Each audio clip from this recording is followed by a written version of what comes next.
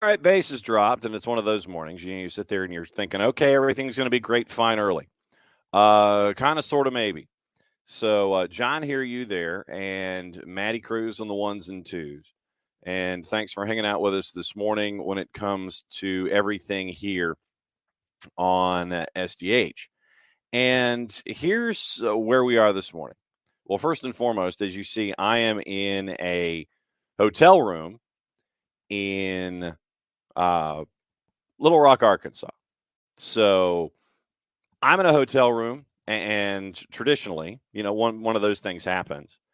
Nothing goes on. Nothing goes on in the world at all. And so I flew in last night. I have some family stuff to take care of. I'll be back at Studio HD tomorrow. So you fly in, and you're thinking, okay, Tuesday's going to be what Tuesday's going to be, and we'll go back over everything in Major League Soccer, and we'll have all these other conversations. Yeah, Dell, I did not know the boss did not kick me out. So here for the second time in a couple of months, and different thing, but it is not a satellite office, although I might check in on our friends at Little Rock Rangers on the way out of town. This really may not be a whole lot of a no dilly, no dally. This may be a lot of a no dilly, no dally zone today. Reason I ask, well, it has nothing to do with sports and nothing to do with work, Dell. So here's where we are. Opening kickoff won't be funny because we got news with Atlanta United. We've got news involving the USL and the city of Roswell. We've got news involving the refs. So we're going to walk through all of that stuff this morning. Maddie has been chasing our friends in the city of Roswell and has been chasing our friends in Tampa at the USL. So we will see if anybody picks up the phone and can come on with us to discuss what's going on. So that's the main thing about what we're staring at this morning. So opening kickoff, brought to us by our friends at Kickoff Coffee, kickoffcoffeeco.com. And yes, Dell, I did. And speaking of which, Dell sent me a tweet from our buddy John Morrissey over at the USL show. They're going to be on Thursday morning at 10 o'clock. Strangely enough, how karma works with us here, you end up with the last Thursday of every month at 10 o'clock in the morning. Kaler and whomever else he can grab from the USL show comes on, and we discuss the first month or that particular month of what's going on in USL. So as karma would have it, with what we're going to talk about this morning, Kaler's coming on if he can find a room that's quiet. And so 10 o'clock on Thursday morning, East Coast time, we're going to have our friends from the USL show. We're going to talk about, and hopefully the story will have advanced a little bit, and we'll see where we are. But we're going to talk about the USL announcement with Suburban Atlanta this morning, in addition to a lot of other things. So running through the good mornings, and it is obviously morning Dell, morning Tom, and morning Hutch. And let's see, morning Ricky. Yes, like I said, we're going to talk about Roswell. Morning Alex. And that's why, and so Dell says he knows nothing of Roswell, the city. And so that's kind of what we wanted to do here. With the announcement that came out yesterday involving USL, we'll kind of break down everything that what it is. Morning Rich, it is a USL morning. It is a referees morning. It is a news of the morning. So that's where we are. Morning Harry, and Harry, by the way, thank you for the blatant plug yesterday. When the announcement came out. You want to talk about something like 8:45 in the evening. I mean, come on, do something at like 5 o'clock in the afternoon where we have some time to prepare. You know what I'm saying? So you end up with all of this. So that's the rundown for the morning. Kickoff is going to be about Atlanta United. Then we're going to get into the USL HQ announcement, and then we're also going to get into the PSRA, probably hour number 2, morning David, morning Michael. All right, so opening kickoff, once again, brought to us by our friends at Kickoff Coffee and kickoffcoffeeco.com. There is your QR code for those of you who are watching, however you are watching us this morning. Could be on the 280-character app, could be on Twitch, could be on our YouTube channel. So Kickoff Coffee and kickoffcoffeeco.com. Don't forget to use the code SoccerDownHere15. You get 15% off your purchase. They, in turn, take 10%, reinvest it in youth initiatives, youth programs that they have earmarked. Very, very cool stuff from our friends at Kickoff Coffee and kickoffcoffeeco.com. All right, so with Stian Gregerson, we now have an answer, or at least we have a range. Successful procedure on his meniscus. Looks like he's out a couple of weeks. So what that means for Atlanta United is that you are going to see probably an increased presence of Noah Cobb and Efren Morales at first-team practice. With Atlanta United, by the way, this is something that is going to end up being fairly beneficial because the Twos do not have another match until the 16th of April. So literally they have 3 weeks where they can get acquainted with each other and figure out, being of same brain and things like that. So the Twos don't have another match for 3 weeks. It's just a quirk in the schedule. Initially, there was supposed to be a match with Crown Legacy on Thursday. That got pushed back to later in the year. In addition to that, the matchup with Philadelphia Union 2 was initially slated to end up as almost like a double header on the 15th of April. That got pushed back to the 16th. So 1 day's delay in that particular match. So literally Atlanta United 2 does not have a match for 3 weeks in MLS Next Pro. So this gives folks like Efren Morales and Noah Cobb more of a chance, in addition to practicing with Steve Cook and the Twos, gives them a chance to be at first-team practice. So with the back line being what it is now at center back, it's going to be, for a little while anyway, it's going to be some combination of Abram, Derek Williams, Noah Cobb, Efren Morales, Ronald Hernandez. So that's what you're looking at over the next couple of weeks until Stian Gregerson comes back to full song. But it looks like 3 weeks to a month. That's the initial thought pattern. But once again, rehabilitation and things that can happen while you're trying to get back to full song can either accelerate or decelerate that timetable. So right now it's Stian Gregerson. That's what you're staring at. Initially, the thought is 3 to 4 weeks. But once again, you could be doing really well. And you could also, something could happen in the process, and you don't even want to go there. But once again, 3 to 4 weeks is the initial window. Successful procedure on the meniscus for Stian Gregerson, and we'll see where things go from there. But once again, this now means with Atlanta United going forward, it's some combination of Abram, Derek Williams, Ronald Hernandez, and backing them up at center back, it is Noah Cobb, Efren Morales, and so you'll end up with that much more work and that much more chances for the younger players that have come through the academy for Atlanta United to end up spending time with Atlanta United to get some work and see how they fare in first team activity and first team minutes. So that's your Stian Gregerson update. And we'll go ahead and say that is opening kickoff, brought to us by our friends at Kickoff Coffee and kickoffcoffeeco.com. There's your QR code once again for those of you who are watching on Twitch, on the 280-character app, and on our YouTube channel. Once again, Kickoff Coffee and kickoffcoffeeco.com. Use the code SoccerDownHere15 to get 15% off your purchase. They in turn take 10% reinvested into youth games, youth initiatives, stuff that they themselves have earmarked as being cool. So once again, the Kickoff Coffee and kickoffcoffeeco.com. I know that some folks were talking about things in the Twitch pitch. Michael Head had a torn meniscus. 4 weeks is being optimistic. And playing on turf is not going to help from Michael's perspective. Tom thinks he's got a bad one right now, we think. He and the boss. Had an MRI actually yesterday. Won't know until you see it. At the end of May, I hope that they've got you on some kind of a rehabilitation or some kind of rehab initiative here.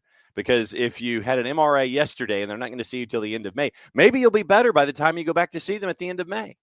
I don't know. Just the thought that popped into my head.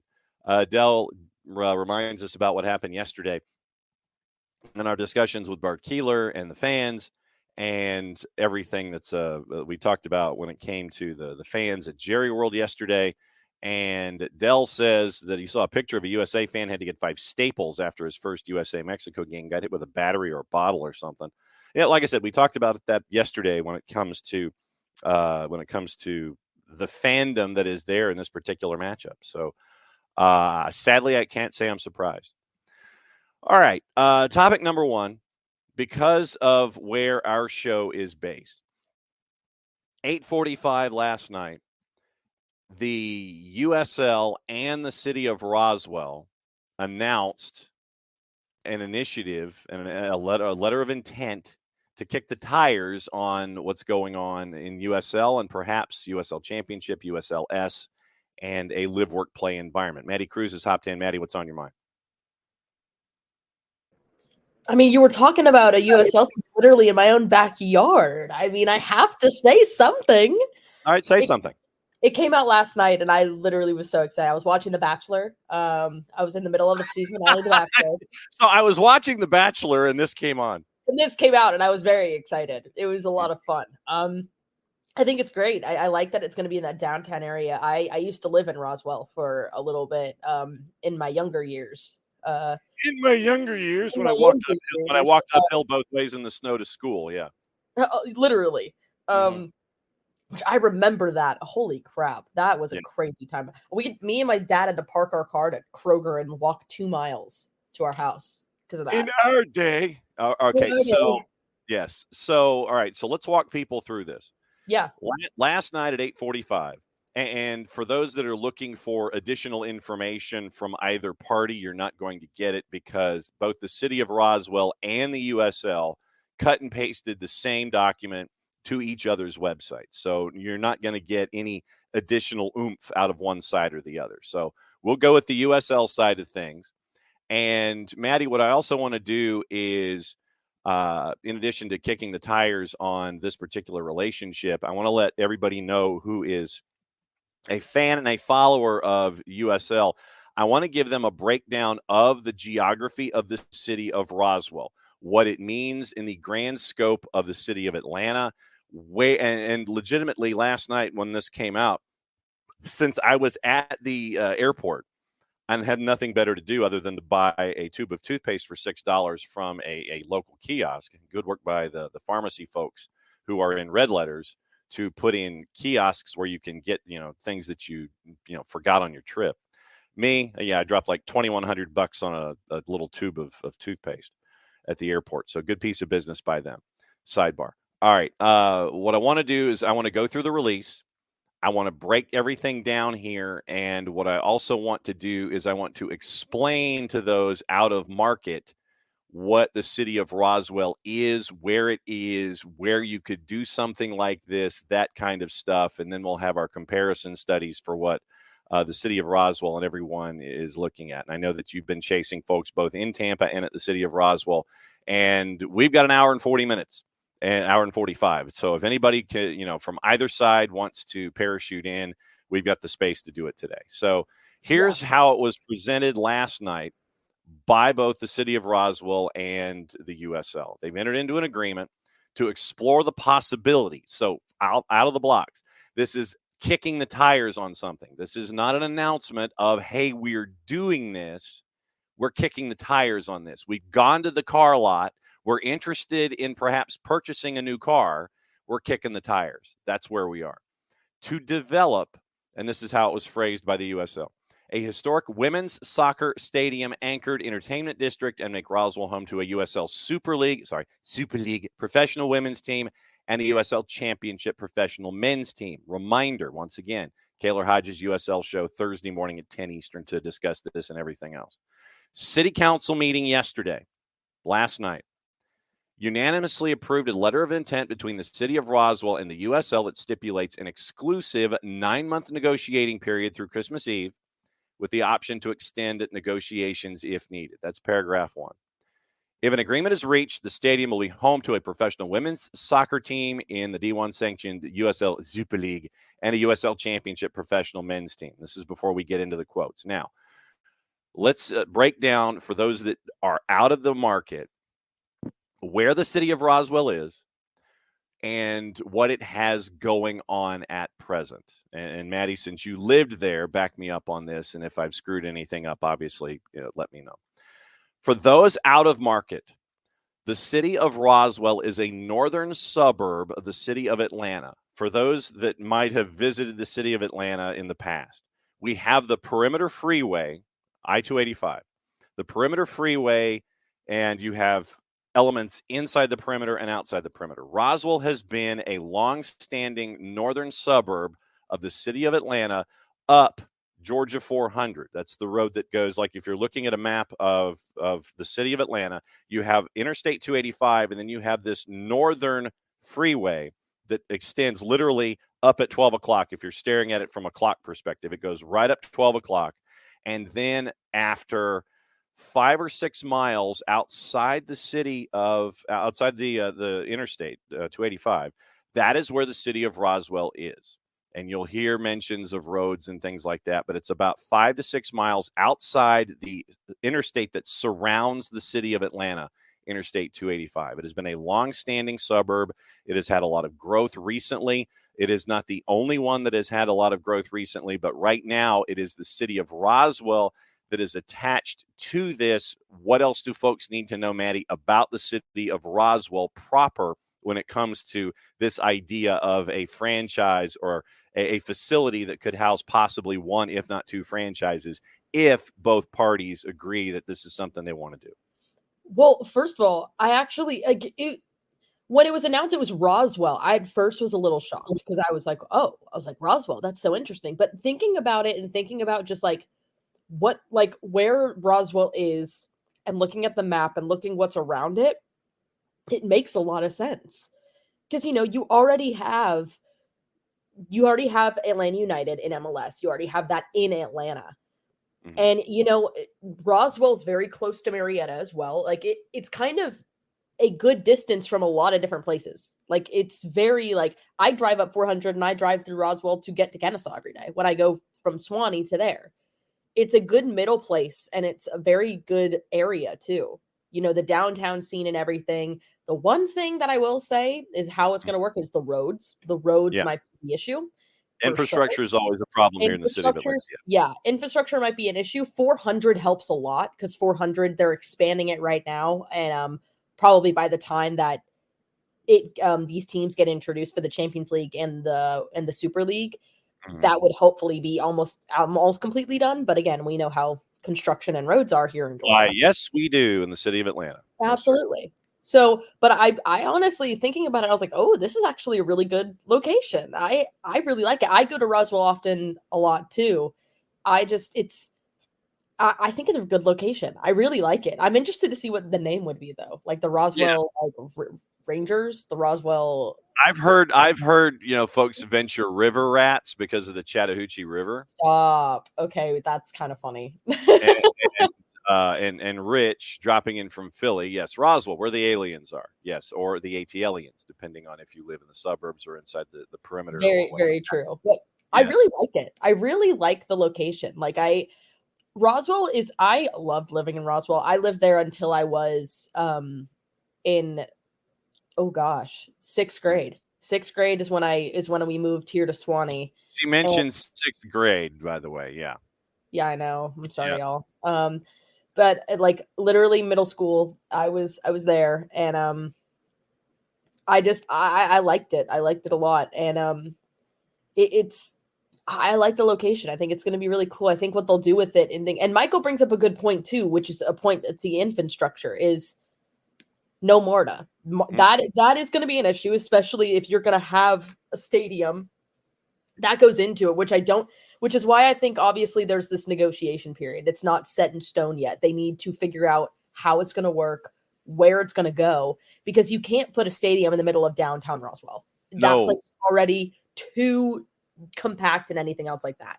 So where they're going to do it, how they're going to get transportation there, that's going to be something that is a bit wary. And yes, there is one that's about 5 miles, but you got to expand that a little bit, figure out how that's going to work. So it's going to be interesting, but that's why you have this negotiation period right now. You figure that out. You get out logistics and you find a place where it's going to go, and you work with USL to get this expansion team rolling. I have an idea of a location, and I'm hoping that our friends from the city of Roswell will respond to your emails and phone calls this morning once the window opened up and you're banging on the drive-through window to have somebody from the city of Roswell come on with us this I'm like, let me in, please. Basically, yeah. So I have an idea, and we can posit it as we go forward here, but I'll save it for later on in the conversation. City of Roswell, Mayor Kurt Wilson, he said some incredibly positive things in two sentences in the press release. Obviously excited to enter into the exclusive negotiations to bring both clubs possibly to Roswell. Unprecedented opportunity for the city. Although we're at the beginning of the process, many details have to be worked through, which we've been discussing here. Looking forward to the possibility of exploring possibilities with the USL. Home to a new entertainment district and a multi-purpose stadium and 2 professional soccer teams would be a huge economic driver and point of pride for the city of Roswell. What you would be looking at from the Roswell perspective is, and Rich, this is correct. It is in Fulton County. It is straight up. It is literally straight up 400. Yeah, you have to go through. Yeah, you have to go through if you're going, like if I'm driving to Atlanta from Swanee, I have to go straight through Roswell in order to get to Atlanta. So it's closer to Atlanta than it is to Gwinnett, for sure. Yeah. So, and Ricky mentioning if it's part of the transit to get there, better than nothing used to do that to Turner Field. And so Michael is like, Michael says 5 miles is 5 miles. Bus shuttle is no fun. And Michael brings up the example of Frisco, Texas, when it comes to FC Dallas. And this is the thing. You're FC Dallas, but you're in Frisco, Texas. Frisco, Texas is a haul from downtown Dallas. And so when you look at, I'm going to dial up the USL Championship here real quick. I want to look at their roster of locations, because when we have clubs that are listed as being in particular cities, I'm going to go through USL Championship and USL League One. We'll walk through this and see if there are any types of comparisons or anything like that. Looking at, Loudoun United might be another discussion point when you're looking at teams that are attached to folks out in suburban locations, those kinds of things. Frisco is 20 miles outside of Dallas. And so Rich is like, MARTA than Uber.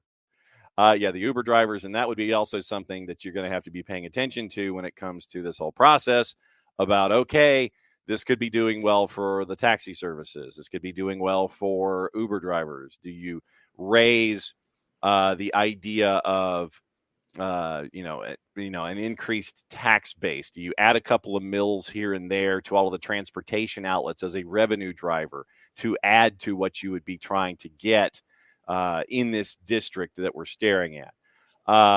Tom, let's be honest, we're not talking about 20,000 going there. There's more than enough folks in the area within a short drive to put 3,000 or 4,000. And they're looking at a 10,000 seat facility. And this is the other part of this that I want to get into as well. When you're looking at standings, just to run down the USL Championship, Lou City has Lynn Family Stadium. It's a stadium that seats 18,000. It's right off the freeway, easily accessible. Detroit City, this is in Hamtramck. And Hamtramck is a suburb of Detroit. And this was a project that was taken on by the fans of Detroit City to renovate Keyworth Stadium to the tune of $750,000 at the time. So Hamtramck in Detroit, this might be an example of that, where it's not in downtown Detroit. It's in a suburb of Hamtramck. Hartford Athletic, it is not in downtown Hartford from what I can remember at Pratt & Whitney. Dell knows that Charleston is on the campus of the University of Charleston, Patriots Point. Great visuals, but it's on a college campus. Loudoun United, suburbs of Washington, D.C., and it is in its own facility that has multiple fields and such. The Miami FC is on a college campus at Florida International. Indy 11 is downtown, and they're building a more downtown. It's at IUPUI, but they're also building a facility right now that is closer to being downtown. Birmingham, we know where Birmingham Legion is. It's right in the heart of downtown. Tampa, it is in a facility that has been there in Al Lang Stadium forever, that's been renovated and adjusted, and everybody knows where Tampa Bay is. North Carolina FC is in Cary. It's in a suburb, but once again, you're talking about something that has been developed over time. Rhode Island, downtown at Bryant University, they're building their own stadium on the riverfront. Pittsburgh on the riverfront downtown. Orange County is in Irvine, California, which is in the Inland Empire, which is a solid 45 minutes to an hour away from civilization, inland, meaning toward the desert.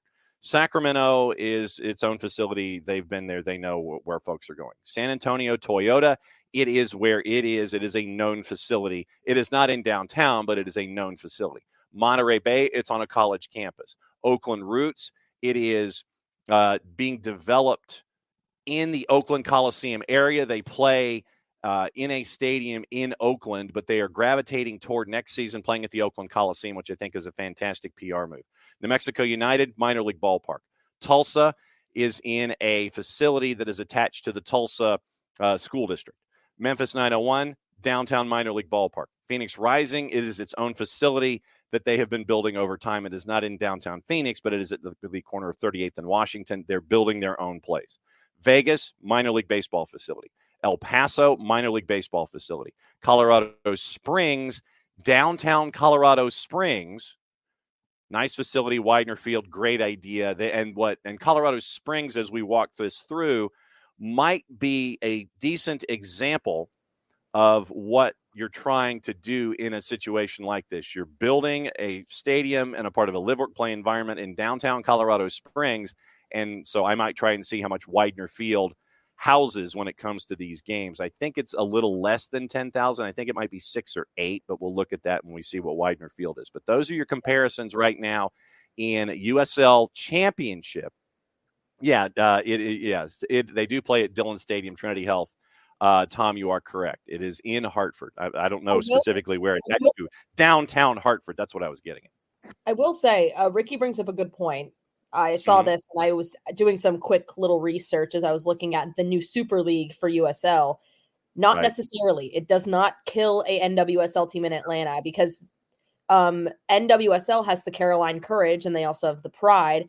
And the Super League, they're also getting Carolina Ascent and Fort Lauderdale United FC. So it does not kill a dream for an NWSL team in Atlanta, because you can still have that Atlanta-based team there.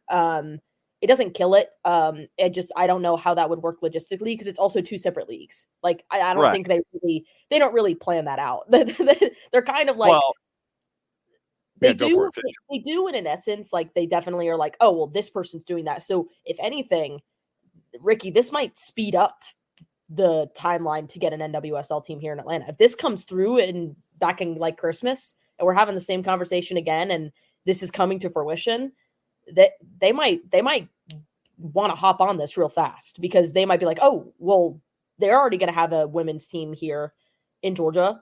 We need to get on this. Yeah, and what I have seen over the years, and it has been a discussion that Arthur Blank has had, and Arthur has been on 92.9 with Mike and Jason in the past. And Arthur has made a point to say that he wants women's soccer as a part of his portfolio.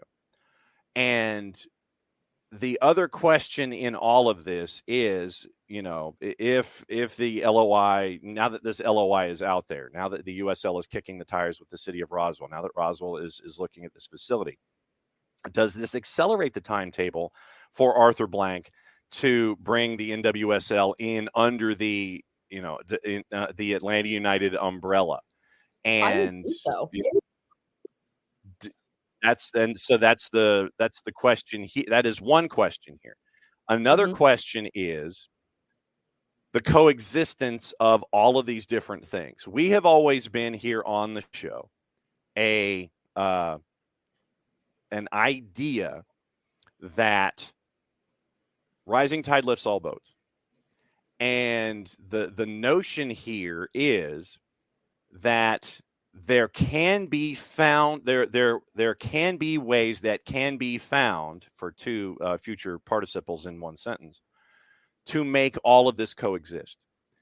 You're looking at different leagues, you're looking at different expectations, you're looking at different stadium sizes, and all of this. Update, by the way, from Karen Zatomer at the city of Roswell. Later today at 2:00, there is going to be a press briefing with Kurt Wilson and Deputy CEO Justin Papadakis in Roswell City Hall at 2:00 this afternoon. Once again, 2:00 this afternoon, press briefing, press conference, whatever you want to lay it all out there for. So 2:00 this afternoon in the city of Roswell with the mayor and with Justin Papadakis.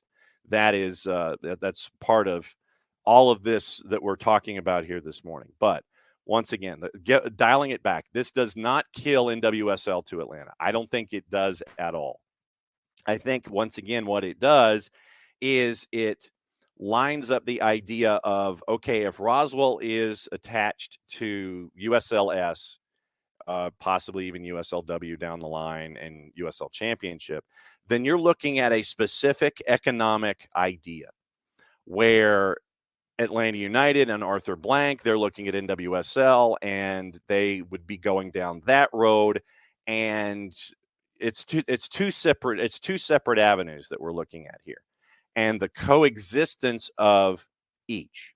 In other markets, there are multiple teams in different leagues, and it's how you approach your growth pattern and how you want to attract an audience as to how your approach is when it comes to an expansion franchise, regardless of what league we're talking about. So I don't think it kills it, Ricky, but what it might do is accelerate the idea with Atlanta United and the NWSL if this LOI continues down this road with the city of Roswell. So that's what we're looking at. So our friend Karen Zatomer over at Roswell, the city of Roswell, once again, 2:00 this afternoon, room 220 at City Hall in downtown Roswell. This is how it is phrased. Mayor Wilson and Mr. Papadakis will discuss the two organizations' agreement to explore the possibility of developing the historic women's soccer stadium and anchored entertainment district and making Roswell home to a USL Super League professional women's team and a USL Championship professional men's team. So once again, 2:00 this afternoon in that suburb, the mayor and Justin Papadakis will be answering questions as to where we go. So I think as we lay things out, and once again, if someone's going to be at this 2:00 press conference, maybe you can ask. Widener Field in downtown Colorado Springs is an 8,000 seat facility, and it also does other events, and it is a soccer specific stadium located in downtown Colorado Springs. But what you can do inside the city, inside the stadium itself, is you can have other events, and you can have a capacity of those other events at 15,000. And I think that's kind of what we're looking at here by size comparison for a stadium. And so that's the kind of acreage that you're looking for, and that's what you're looking at. It was a cost of, when it opened in April of 2021 in downtown Colorado Springs, it was a cost of $42 million to get that facility up and running inside the city of Colorado Springs. So the live, work, play idea that we have seen in USL League One, we're seeing it with the development in Eastridge with Chattanooga Red Wolf. We're seeing it in Statesboro with South Georgia Tormenta. And now the idea is attached to it with the city of Roswell. in the Atlanta suburbs with the possibility of USLS and with USL Championship. I was looking at the geography. And like I said, this is what happens when you have nothing going on in your life and you are waiting for a plane that is delayed. I looked at a map of the city limits of Roswell. And I have not been in the city of Roswell in a while because traditionally when I go to Roswell, I'm heading to Alpharetta. I am going inside Roswell city limits, going toward Roswell High School to traditionally end up doing a game on a Friday night during high school football season. I'm trying to figure out where the real estate exists for this facility. That is the number one question for me when it comes to the facility of itself. I'm not even talking about the ownership yet. I'm wondering where this could be. I'm wondering where this fits. I had an idea, and Abby says 8318 is the capacity at the fraction. Okay, thank you for so. Widener Field in Colorado Springs is 8. The fraction is 8318. And it's expandable. It's, you can bring in temporaries and things like that. So you're looking at something that size for a stadium. And for those of you that have faster fingers than I do, I'm trying to figure out the acreage that is attached and needed for something the size of the fraction or Widener Field that would make this work. So Tom, God bless him, he loves looking at geography and finding where stadium locations could be when this kind of news comes in. This is what I was doing at the airport last night, waiting for my flight. And I don't know the status of a couple of strip malls, shopping centers, that kind of a thing. But the first notion that popped into my head, okay, so Abby, once again, fantastic detective work. So the fraction sits on a 21-acre plot. So Fifth Third Bank Stadium in MLS Next Pro is a 21-acre plot. For live, work, play, let's double it. Let's just say let's double it because you got to have parking. You got to have all the other things that are attached. So you're looking for, say, 45 acres of land. Where in Roswell will you come up with 40 acres of land, 40 to 45 acres of land to make this project work? That is the number one question for me.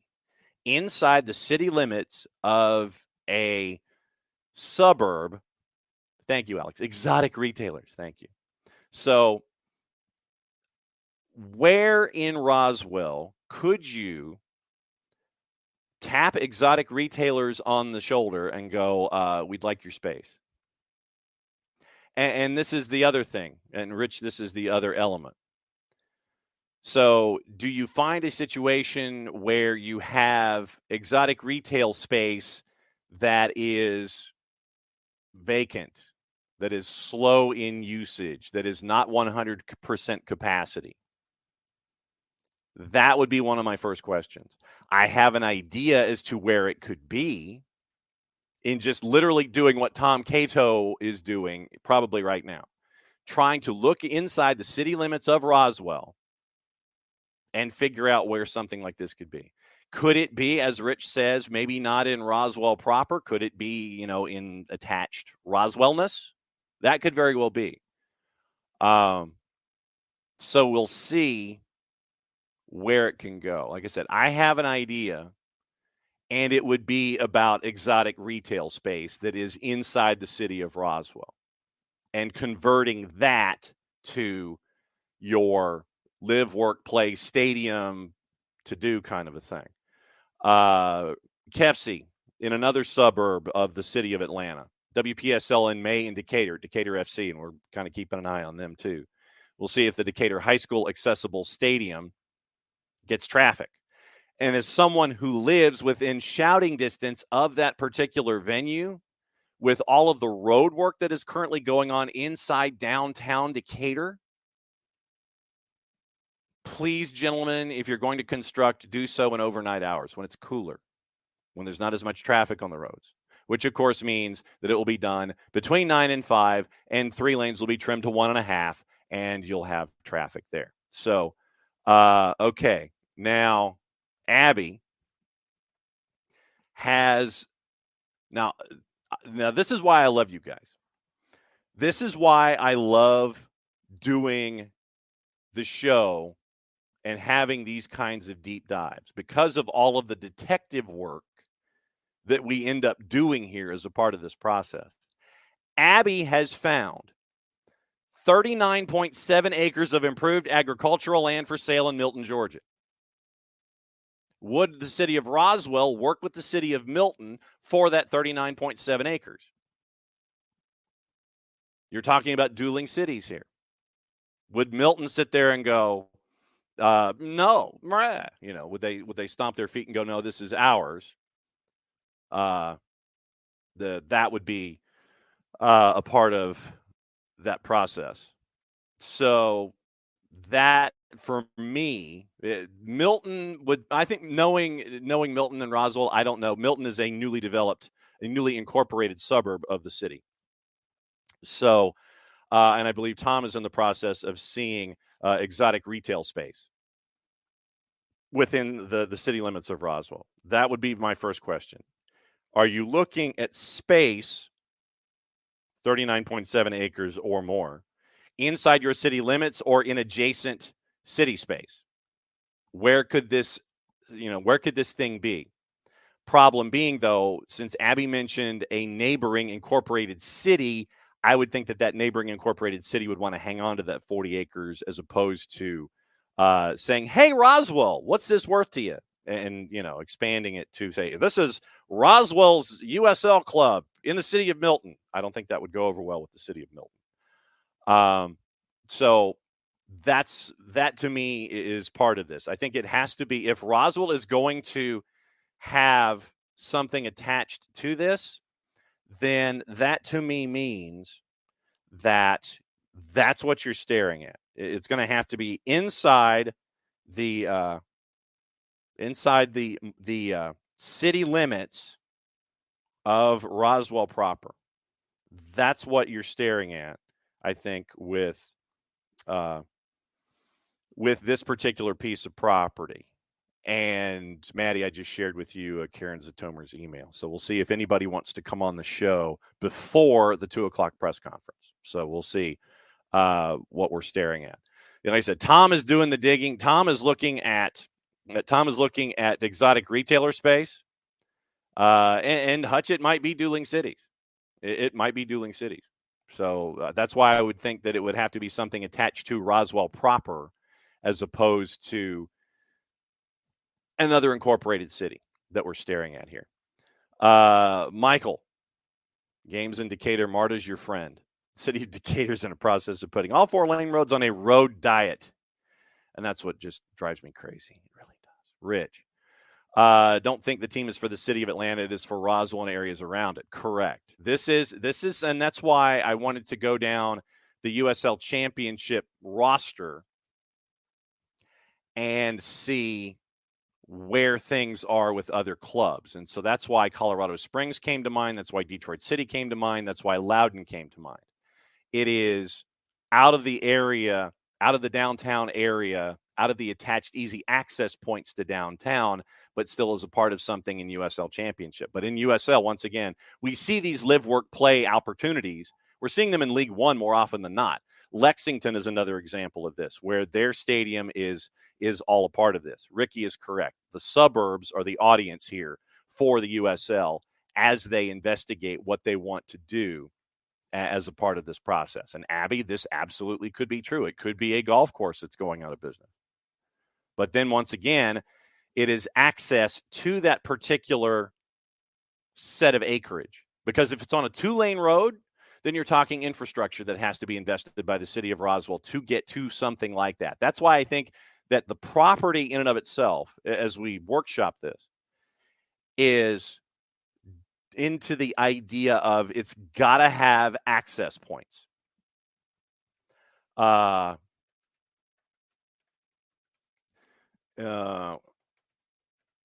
Okay, I'm trying to do a little producing here before what we're just on. It's like I'm trying to. Maddie and I are trying to produce in live TV.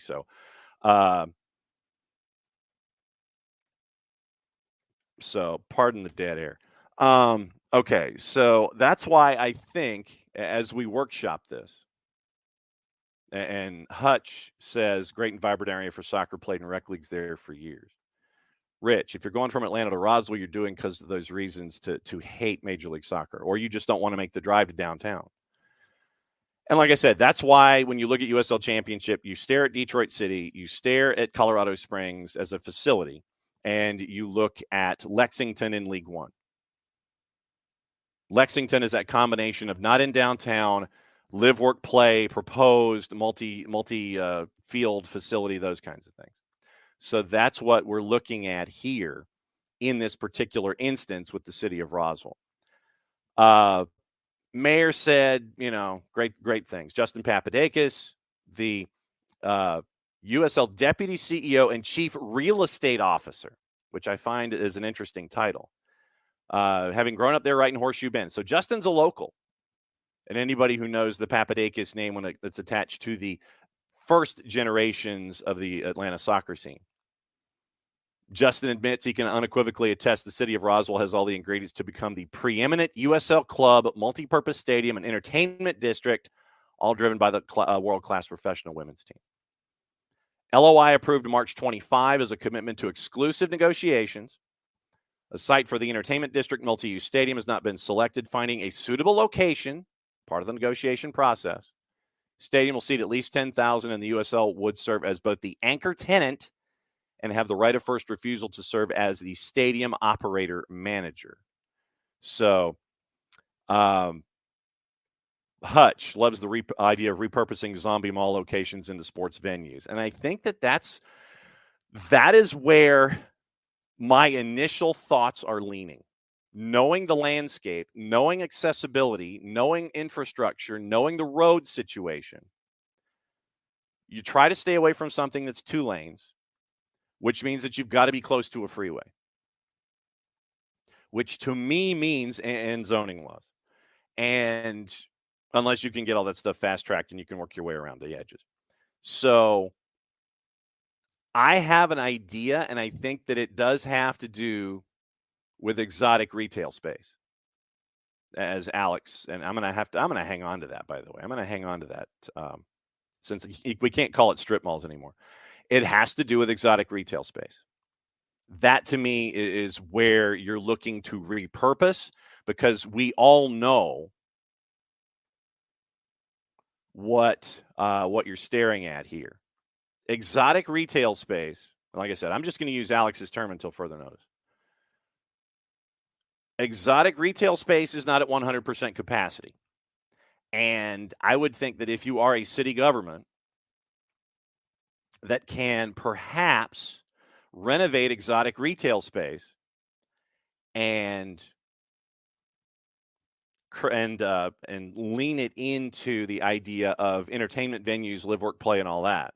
Like I said, this plays right into the USL's hands because of what the USL has been doing in multiple markets, especially at the League One level.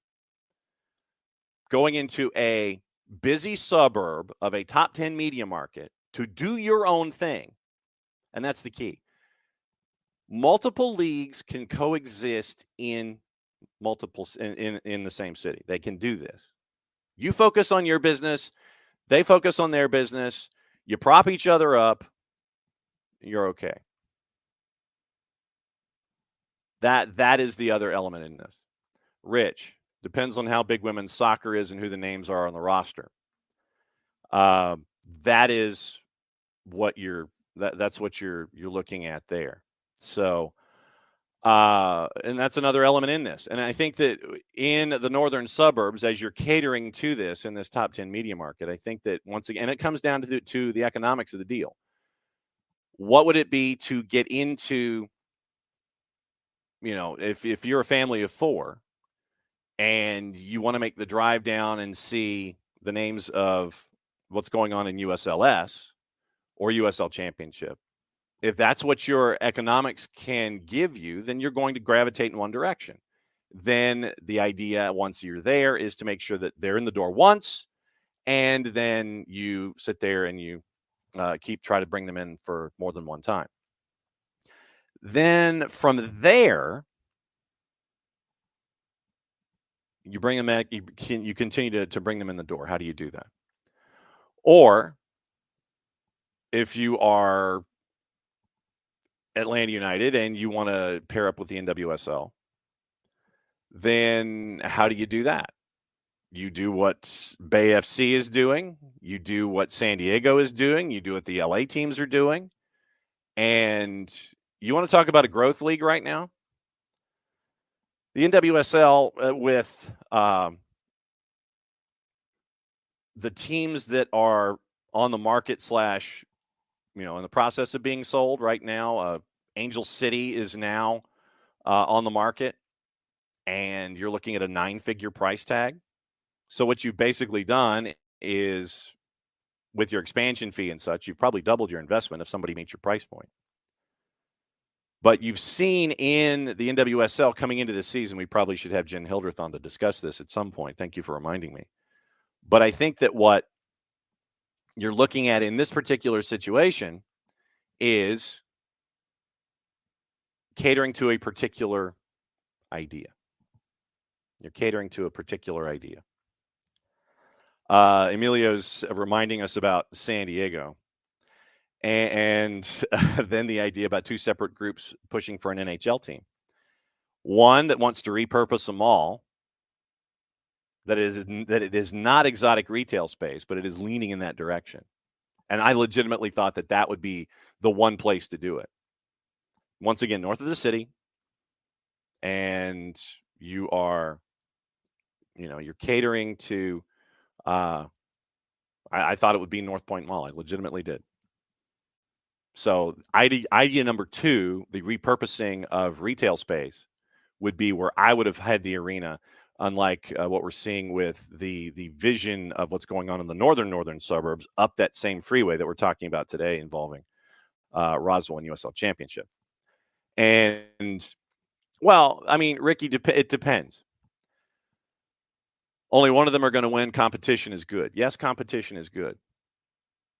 But when you're looking at what the USL wants to do,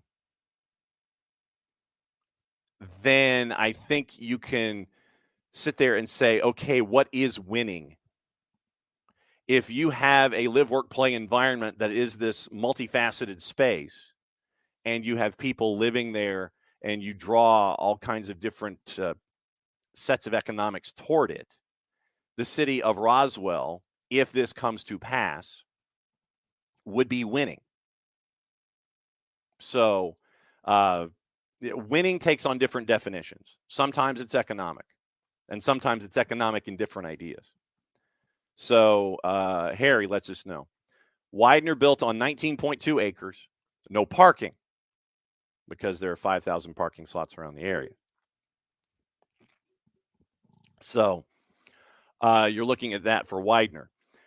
So I think what we're looking at is something in the neighborhood of 35 to 40 acres, much like Abby. And Ricky, I'm right there with you. I think that, frankly, repurposing mall space was where I thought that things were going to go. That second bid that we're talking about, attached to Anson Carter, to do hockey down here really quickly, that's where I thought things were going to be initially. But then you have the gentleman that wants to build the space in the northern suburbs, the $1 billion investment, who wants to make sure, hey, you give me the expansion team, then I'll build it. The whole chicken and egg argument.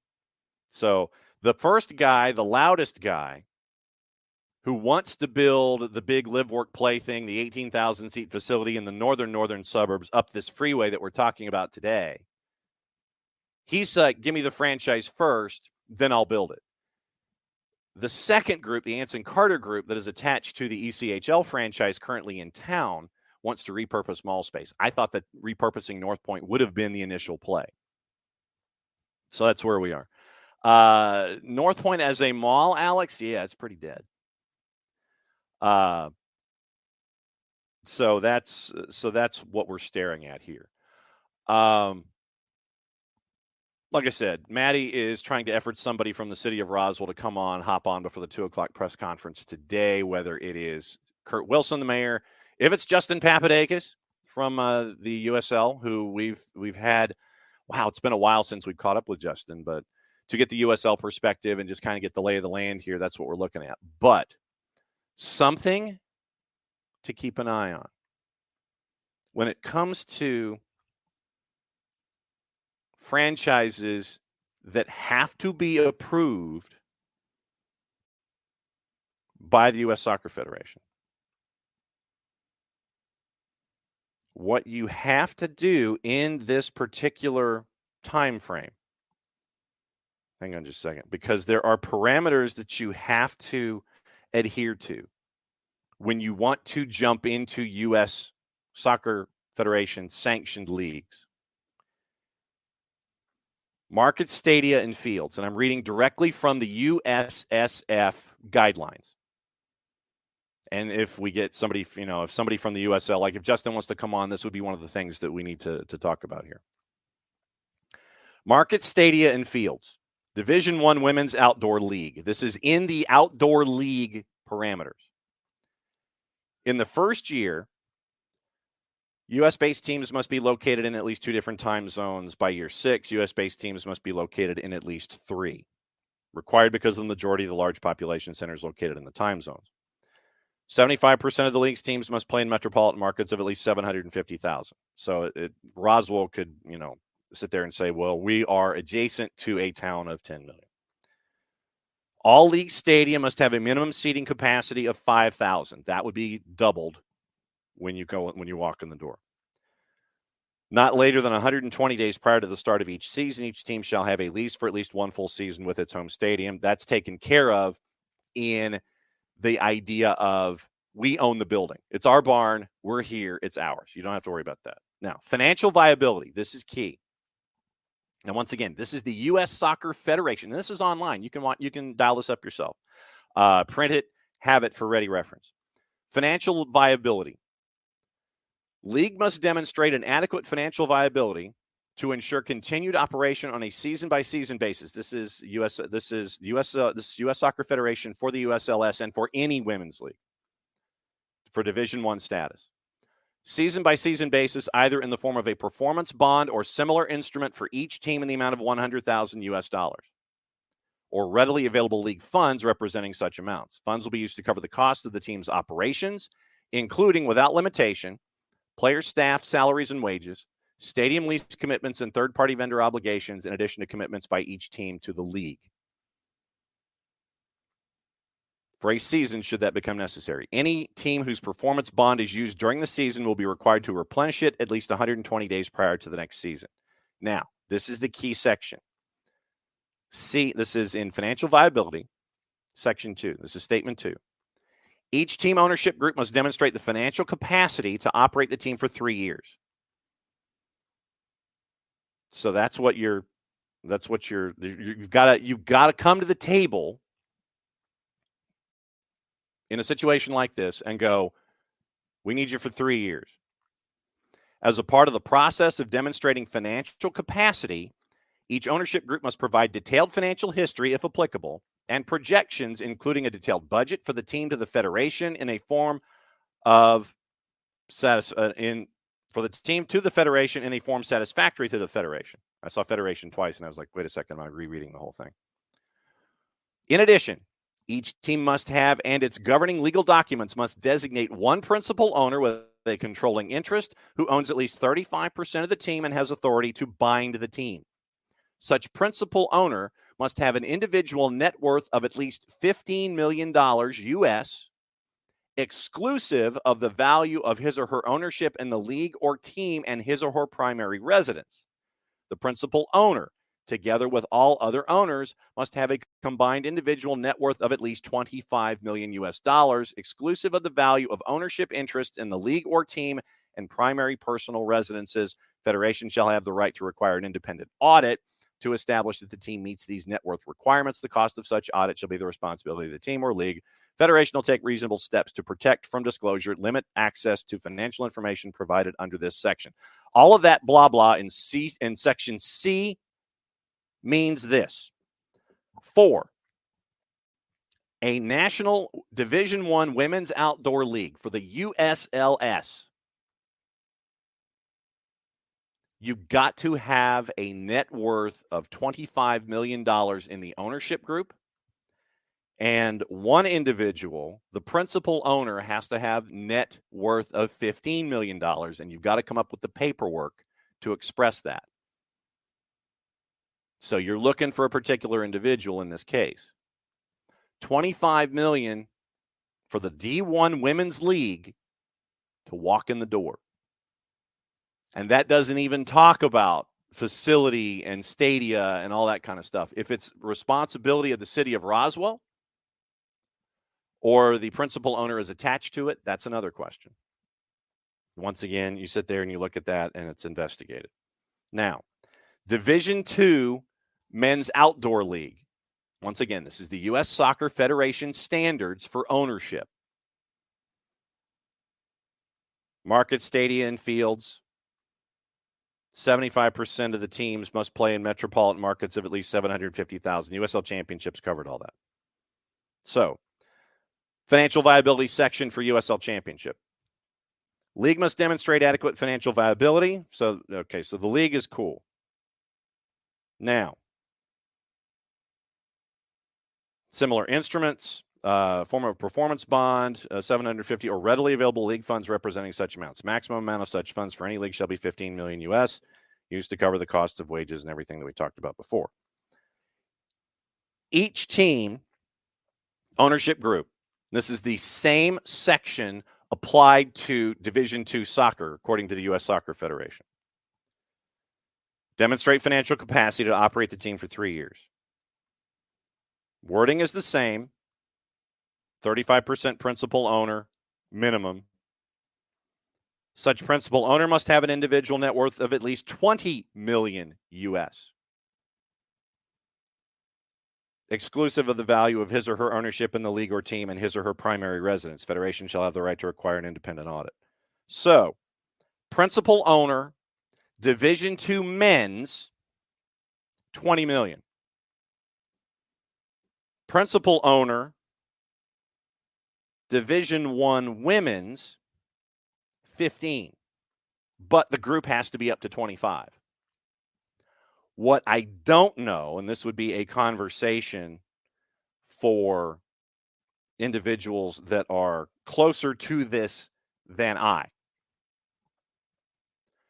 Does this mean that if you have one owner that's attached to the whole thing, then you're looking at 45 million? All right, so looks like we're trying to book. Looks like the mayor of Roswell might be on tomorrow morning. So let's see what we got here. All right, so no, that's not what I wanted. I hit the wrong button. All right, so all right. All right, mayor is booked out for this morning. We could do another morning. Okay, so thank you, Karen Zatomer, for helping us out. We might have the mayor of Roswell on, not this morning, but tomorrow morning. We'll keep you posted. So Maddie's busting her butt on that. All right. Yes, the mayor. All right, so the larger question for someone that wants to do both is financial, and it has to do with net worth. If you want the women's league, the D1 women's league, your entire ownership group has to have a value of $25 million. And the league and the Soccer Federation reserves the right to do an audit. If it is one or the other, it's 25 for the Division I league. It is 20 for the Division II men's league. What I don't know is if you want to be involved in both in the same venue, in the same town, that you have to have 45. That I don't know. That is probably a question for Justin Papadakis and USL, considering that they would be adding 2 franchises, one in ULS and one in USL Championship. So that is the larger question attached to anything having to do with an owner. Anything having to do with an owner in Division I women's and Division II men's, which is the situation that we would be getting into here in the city of Roswell. That is what you're staring at. Total value, $45 million of your ownership group. Like I said, I don't know if it's supposed to be 45, if it's one individual, or you can sit there and say, for the D1 league, I've got 25, and then CCCCC, look at me, I've got 25. I'm good for the other 20. I don't know if that works. But that's where we are when it comes to the financials of having an ownership. You've got to be able to be around for 3 years.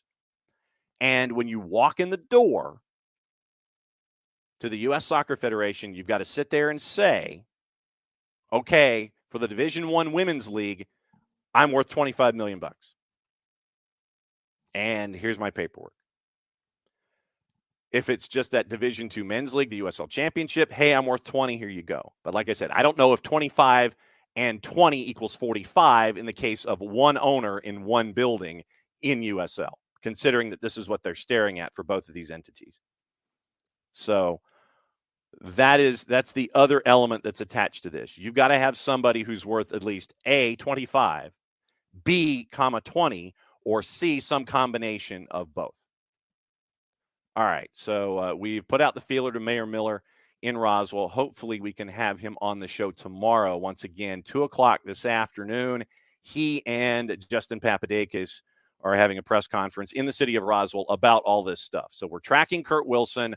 We're hopefully on his calendar tomorrow, and we can add that into what we're discussing here after the press conference that they're having at 2 o'clock this afternoon in Atlanta, in Roswell. In Roswell, to discuss what's going on. So those are the questions that I have going forward. Financial and the exotic retail space.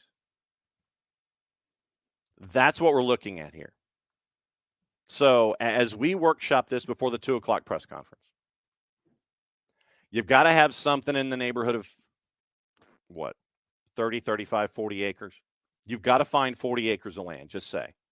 Because if you're doing live, work, play, like the USL does in a lot of as they're doing in a lot of their other markets, if you want live, work, play, you got to have 40 acres. Where is that 40 acres in the city of Roswell? Question number 1. Question number 2, for the USL side, does 25 plus 20 equal 45? When it comes to what someone is worth to be an owner in USL? Or does 25 or 20, I would imagine 25 gives you a little more leeway than it would if you wanted the Division I Women's League. That might give you a little more financial leeway than saying, yeah, I want the USL Championship team, I'm worth 20, and I also want the women's team. I think that if you went to the larger figure and said, yeah, I'm worth the D1 money, CCC, and I want the Division II franchise as well, I think you might be able to sit there and explain it. But once again, we don't know. Does 25 plus 20 equal 45? Does 25 give you the other 20? Does 20 give you the other 25? That is a U.S. Soccer Federation question and probably a Justin Papadakis question when it comes to the USL and these owners and the vetting process and all of this kind of stuff. Speaking of the vetting process, we're still tracking down what's going on with NISA in the suburbs of Atlanta, in another suburb, the eastern suburbs of Atlanta, about 20 miles outside the perimeter. So we're still tracking that story down. We're still trying to track down time with the commissioner of NISA to find out about their process, because their league kicks off hopefully, April 6th. Was supposed to kick off with the Eastern Swing in the Georgia Lions original marketplace. That did not happen. So we're trying to have the commissioner on or someone from a position of power in NISA on to discuss the Georgia Lions situation before the season kicks off April 6th. You got to know if they're going to have 9. You got to know if they're going to have 8 teams. You got to know what the layout is, and you've got to know what the situation is. I want to find out. And much like this situation here that we're talking about with USL Championship and USLS going to the city of Roswell, the vetting process. I want to know about the vetting process when it comes to the owners. That's what I want to know about, in addition to financial worth and all that kind of stuff. Does NISA, as a Division II league, do they sit there and or a Division III, the financials that are attached to it? That's the larger question for me that lays this out. But yeah, like I said, we're tracking down. We're tracking down folks. Who am I kidding? Maddie's tracking down folks. Hopefully we'll have Kurt Miller, the mayor of Roswell, on tomorrow morning to wrap up the show. We can discuss what's going on with USLS, USLC, and the city of Roswell. Mentioned, and Centennial Yards. That is that was a tailgate spot. Rich is linking to the Centennial Yards article, or the Gulch, basically. But the supporters groups have gone to other locations and other sub arena lots, not suburban, but sub arena lots. And they're in one that is away from Centennial Yards at the moment. They're looking to gravitate closer to the stadium. So that is a supporters question. But Centennial Yards is where the original tailgating was, down there in the Gulch. That's where Centennial Yards is. And it's long been planned, but it looks like they're taking their next steps. Okay. Rich, speaking of which, one of my plans this year is to visit more lower league teams around you. Excellent. Support your locals. USL League 2 team with USL League 1 ambitions plays at his alma mater 30 minutes away. Very cool. It's economical. You're supporting at the grassroots. Very cool. All right. Topic number 2 this morning. And once again, thanks for the deep dive. Thanks for the deep dive. And I think that's what Tuesday has kind of developed into, is like our deep dive day, where we look at things journalistically and we ask questions and we try to figure out what's going on the planet. So that was topic number 1. Topic number 2 is obviously what happened late last night with yes, Rich, that one you were at last year. Pablo Maurer late last night, early this morning, members of the PSRA voted to ratify a new collective bargaining agreement last night. Once again, sources requested anonymity because they were not authorized to speak publicly on the matter. Looking at PSRA Twitter this morning, let's see if the PSRA officials have said anything bright and early this morning. 17 minutes ago, PSRA members approve the new collective bargaining agreement with Employer Pro. PSRA MLS refs will be back in the game this weekend. So it is, I guess, officially official from the PSRA perspective that they are going to be back this weekend in their positions as we have seen them going forward. So I'm sure that this is what our friends at the PSRA were saying. I love it when a plan comes together. There you go. So that's probably what they were saying in some circles. I don't know if they were saying that in all circles, but they are now heading back to work. Came out with a statement, like I said, within the hour, 10 o'clock this morning, while we were discussing lower division financial demands and financials to get in the door. PSRA thanks the hundreds of officials who stood in solidarity with us, showing their strength and professionalism. Standing strong with each other, we've been buoyed by the support of players, fans, supporters, clubs, and other unionized work groups during our employer-imposed lockout. Like I said, this is what PSRA is saying. Together, we've won much-needed improvements while demonstrating the value of having the best referees on Major League Soccer on the pitch. So Pablo Maurer, talking to anonymous folks, but PSRA has ratified the agreement. Month-long lockout PSRA did not immediately respond to requests for comment. Neither did PRO. The new agreement runs for 7 years. Runs for 7 years. And so that is what you are looking at with PSRA and PRO. And this is what happens also when you have your phone, your passwords not cross over onto your laptop. So once again, you have a 7-year agreement. A 7-year agreement involving these two. All right, so the Pablo Maurer piece that is attached to the new agreement having been ratified by the PSRA as of about 20 minutes ago. So you have, come on now. Things don't take that long to load. Let me disconnect you from the, there we go. All right. So they agree to work this weekend. That's the way it's looking right now for our officials that we are so used to seeing in Major League Soccer. So agreeing to a new CBA, returning to games this weekend, and you got to see Drew Fisher in the CONCACAF title game. Ratification being in a month-long lockout. And I don't know what is up with my phone. Geiger, quote, Museum of Pro, the MLS-funded body that administers professional refereeing in the U.S. and Canada, negotiating with the PSRA. Difficult time for everyone as we work to reach an agreement. And so now they do. Now they have an agreement. And I have subscribed to The Athletic, you screws. Goodness gracious almighty. I'm trying to log in. All right, so this is obviously first world problems. All right, now I'm logging into my account. Finally. All right. So you get the quote from Geiger.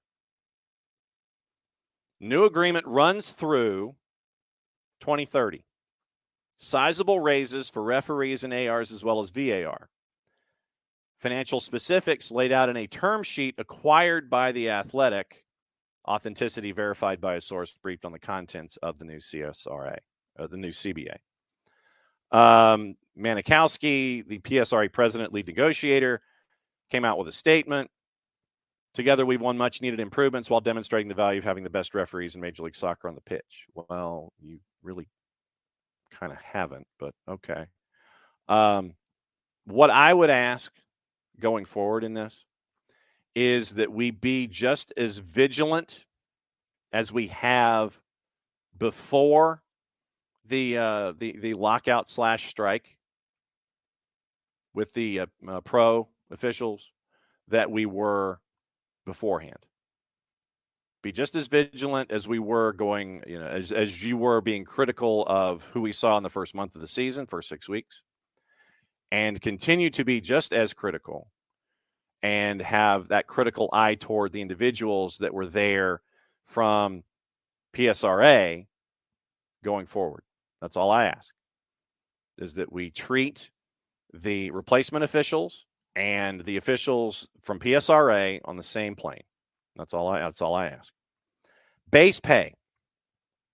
Probationary referees, officials who have less than 2 years of MLS experience, made around $50,000 in base pay under the previous CBA. In 2024, those referees will see a 68% increase in their salary, making $85,150. By the end of the agreement in 2030, the number rises to over $110,000. So probationaries make $85,150. If you have someone who has already reffed over 300 matches, you would be making $165,150. It's a sliding scale. Yes, 4-card. Boo all refs equally. That's all I ask. MLS most experienced referees get a significant pay increase. A ref who's officiated 200 matches made around 108 under the terms of the previous agreement. That now goes up $40,000, rising to 142, 150, and 24, 182, 470 by the end of the agreement. Referee pay percentage change. The probationaries go up 68%. The 25, the 125, and the 225s each go up about a third. The center refs. ARs go up almost 88%, 85 to 90, 88 to 90%. VARs, they have a large increase, anywhere from 77% to 147%. The ones who are the less experienced VARs that I guess we say are learning the craft are the ones that have the highest increase in their salary number in the new deal. AVARs, same thing. So I find this interesting, just looking at this, in the percentage change of the officials. You have your probationaries, which is less than 25. So probationary officials, so Amelia's like they don't deserve 68% without accountability. If you're a center ref, your percentage pay, if you've refed between 25 and 125 matches, goes up a third. If you've refed 125 to 225, it goes up 28%. 225 to 325, it goes up a third. And north of 325, up by more than half. ARs, like I said, across the board, probationary, 25 to 125, basically from 25 matches to 225 matches, it's up about 90%. If you have been an AR for more than 325 matches, your pay instantly goes up 113%. VARs do not have, and AVARs do not exist in a probationary environment. So no one has less than 25 appearances as a VAR or an AVAR. That I think you need to work on because you need to build that base of individuals, separate and aside from the percentage increase. 25 to 125, basically, if you're a VAR and you've done less than 25 matches and you haven't gotten to 125 matches, I think they want to keep you around in that position. Your increase is 147%.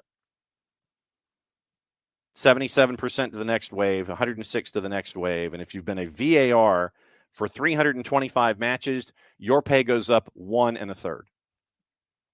AVARs, massive increase. Nothing in the probationary element. Apparently, it is not applicable. 219% increase in the AVARs who are at 25 matches to 125 matches. I'm guessing that's where the process is. Instead of probationary, they put you into an AVAR position, and then they roll you over. So it's you're in the door. You're not a probationary, but you're not considered probationary in the video sense. You get a large increase in your pay, 219%, 150 to 164%. If you're an AVAR, the more experience you've got. Pay increase in dollars, we mentioned all of that. But for VARs, once again, we talk about the percentage increase. Really, the VAR increase in pay is anywhere from $3,600 to $6,400. AVARs are $4,000 to $5,500. So the percentage is huge, but the increase is not. ARs who in 2023 made as little as $16,000 in base pay will get a larger percentage raise than referees. Full-time non-probationary AR who's participated in 100 matches, as an example to Maurer, will see their pay go from $19,696 to $37,150. By the end of the agreement, that same level of experienced official makes just under $50,000. Match officials are also paid a match fee in addition to their base pay. PSRA made modest gains on that front in 2024, $1,350 per match worked. That number's gone up to $1,500. So you've got an additional 10%. VAR and AVAR are seeing a similarly sized increase. The agreement also provides referees with some measure of security. When I hear something like that. Full disclosure. When I was growing up, I was close to someone who was in a union environment. They worked and they were in a union environment. As someone with a political science degree, I will maintain that the idea of a union, when it started back in the 19th century and into the 20th century and so on, is a fantastic idea. You needed to have those kinds of safeguards because of how employers were treating employees. In the 20th century, and like I said, this is anecdotal and this is strictly from my perspective. I was in a family where we were close to an individual who worked in a union, and they were one of the union bigwigs in their particular line of work, in their local chapter. They used that position to keep themselves employed instead of trying to maintain a quality of work. And there's a difference there. I will say that this individual that was close to my family hid behind the union to stay employed and was a high person in the union hierarchy in this particular business. So they could stay employed, pick up a paycheck, come in, Christmas tree every day, do their thing. And when the company would come to express their displeasure about his work rate and his productivity, the union would come to his defense. So when I see wording, and like I said, this is strictly anecdotal from me. When I see wording like this in an article, my spidey senses go up. The agreement also provides referees with some measure of security. For the first time, MLS referees will be guaranteed a minimum of 15 match fees a year. So refs are guaranteed 15 matches a year in the middle. The measure was installed to provide a safety blanket in case of injury. Under the previous CBA, an injured referee would only be paid for the games they participated in. If they were injured early in the season, for example, and could not return, they'd miss out almost entirely on that income stream. VARs get to $1,100 now in match pay, up from $984, and AVARs up to $550 from $420. In that paragraph, so now there's a safety blanket for center refs where they are guaranteed 15 match fees a year. What is not disclosed here, so every referee that we see is guaranteed a minimum of 15 match fees a year. If we end up in a situation where on a Monday we have a reaction Monday like we do, and have reactions like we have had on this show in the past, when I see in printed copy measure of security and safety blanket, my spidey senses go up. So in theory, and Abby, this is the point I was making. Abby makes my point with me. What if they're placed on probation or a problem with a ref? Why should they be guaranteed if they screw up? This was the point that I was getting to that you so eloquently beat me to. If we have individuals who, God forbid, have instances that are so egregious that everybody sees it, you know, you're called on the proverbial carpet. The behind the whistle segment on Major League Soccer shows an oopsie. If we end up with individuals who continue to have oopsies or have egregious oopsies to the point to where they need to be removed from a regular rotation, that individual, I imagine, is still guaranteed the match fee of 15 matches. So you are still guaranteed $22,500 minimum as a ref or an AR, regardless of your level of performance. No, Abby, perfectly fine. No worry about taking my thunder. But the fact that, like I said, as we're going through this agreement, I'm trying to see if I'm understanding it correctly and if I'm on the same page with my spidey senses here.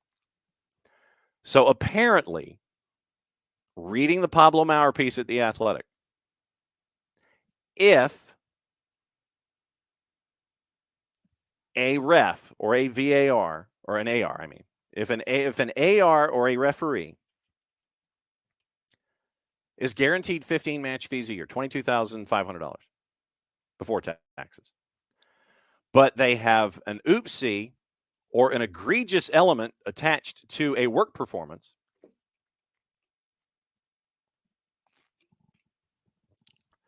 they still get that money.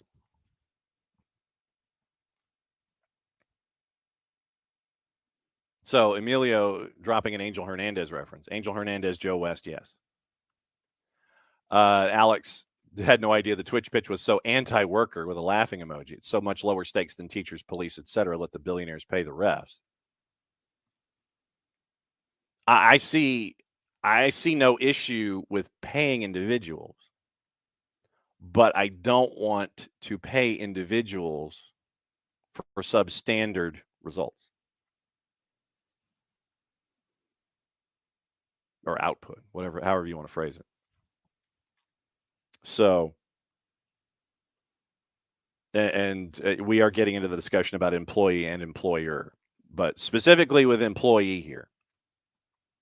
Now that employer has agreed with employee about a new 7-year deal. Yes, it is Country Joe. Country Joe West, absolutely. Now that we have this 7-year deal, first and foremost, and to Alex, to your point, Alex doesn't care if they get paid. He cares if they work games or not. We all do. Along those same lines, though, I would like for them to be the offensive lineman of the sport that we talk about every day and not be a Country Joe West, not be an Angel Hernandez, and still apparently be rewarded if you have substandard activity / substandard moments. So I think that's what we're discussing here. I'm going through the percentages for the sake of what I'm going through all of this on purpose.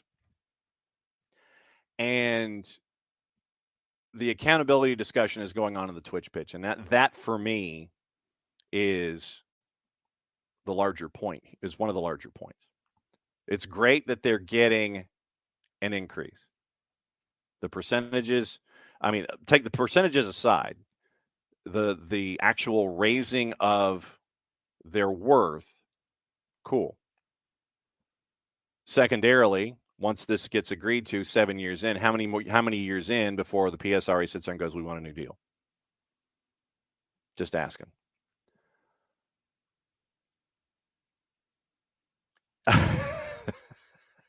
Emilio dropping a Patco reference in the show this morning. That's your Google search for today, kids. Right. 4-card. If they're paid not to ref matches, they won't improve. And that to me, when, like I said, when in the Pablo Maurer piece, I saw security blanket or measure of security and safety blanket. Those to me, that got my spidey senses up and running. So like I said, I have no issue with the increase of their pay, none whatsoever. I have an issue with their negotiators, obviously. When the first time through this, the negotiators said, yeah, we got a deal. And then, it might be with negotiators. It might be with PSRA rank and file.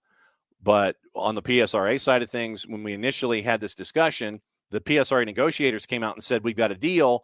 And then the rank and file said, no, you don't. You voted down by like 98%. So was that the rank and file setting up the negotiators? Was that the negotiators negotiating without any contact with the rank and file? The first pass through this agreement or the negotiations set off, a lot of red flags, but not knowing where the 98.6 where it was coming from. Were the negotiators just negotiating without contacting the rank and file, or the rank and file setting up the negotiators? We don't know. So round one of the negotiations got us into this 6-week tete-a-tete. I have no problem with what the figures have been to increase the pay for these individuals. What concerns me is safety blanket and measure of security. So that's what we're looking at here. And yes, the Country Joe West and the Angel Hernandezes are always going to be in our brains in these situations. PSRA had previously pushed for aggressive changes to travel and accommodations for its officials. And that was another element in this initial negotiation that had my spidey senses up and running. They were claiming that they were on the road 250 days out of the year working in Major League Soccer. I think that that's a calendar impossibility, but that was the number that they went with. Frankly, in season, it should be maybe 140 instead of 250. That's just me doing math. Gains made there were modest at best, according to multiple sources. Officials will fly first class for decision day, as well as playoffs and games from small concessions in terms of scheduling flights for regular season matches. So that is the lowdown on the new deal for the PSRA. So Pablo Maurer has the numbers out, and good on Pro for getting the increases that they did. But that one section in there about measure of security and safety blanket, or measure of safety and security blanket, however it was phrased. See, now that I've forgotten about it.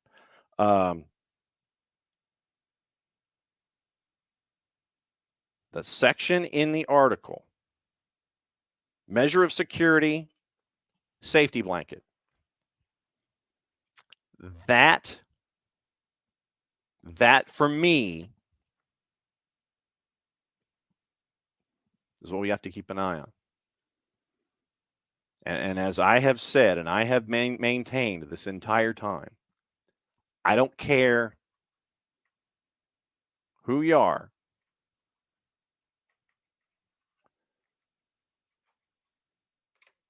But measure of security and safety blanket. Does this mean that the guys, the officials that we discuss on Mondays that drive us crazy, do they get shielded in these situations as a part of this measure of security and safety blanket? If the oopsies get too much, if the egregious no calls, what have you, if it ends up being something that is attached to a particular official, if they're sitting and they're still getting paid, that to me should be that to me is a concern. And like I said, the anecdotal evidence that I have about hiding behind unions to preserve your job. What if there is a situation where you have individuals who are in the lower divisions and they are showing themselves to be worthy of promotion and deserve that first division chance, But because of this deal, you would have to, I believe, because of, and like this is my union analysis brain here, you're going to have to wait until someone retires or becomes disinterested to break through that glass ceiling or go in an entirely different direction. Right now, if I'm interpreting this correctly, the individuals that we currently see on a match week by match week basis are the ones that we're going to get. The ones that we go and we see in lower divisions that we think have promise, they're going to be banging on that glass ceiling now because of this agreement. It is probably going to take A, a retirement, or B, something completely and totally egregious for any of the individuals that we see on a match week basis to lose their positions. Like I said, when I see measure of security and safety blanket, that's what pops up into my head as well. These are the folks that we are locked in place with in Major League Soccer. That is what we have. If I'm wrong, I'm wrong. And I will be the first person to say it. But like I said, this comes from having family exposure to these situations and applying it sideways and applying it to other applications and other occupations. Occupations was the word I was looking for. So now that we know what this deal is, 7 years on the line, like I said, measure of security, safety blanket.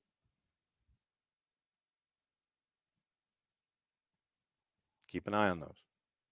And also keep an eye on the idea of the renegotiation of a negotiation. How many years in does PRO sit there and say, or does PSRA sit there and say, you know what?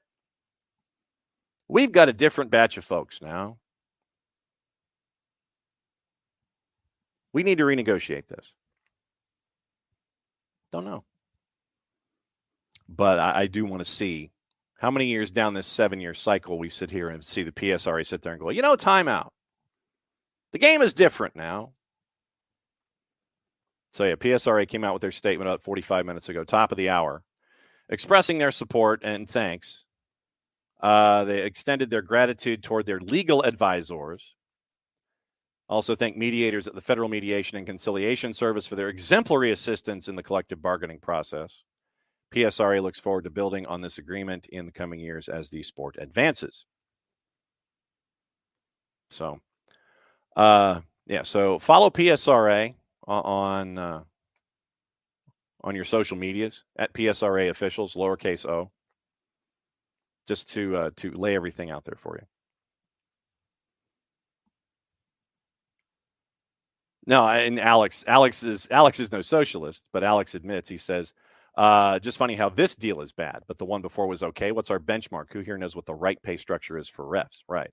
Well, and to Alex, to your point, like I said, me specifically, I'm glad that they negotiated an increase in pay. There were some aspects from the PSRA standpoint that had me raise the people's eyebrow. Like I said, the travel element in this, and then the round one negotiation of this. Those were things in here that I raised the people's eyebrow on.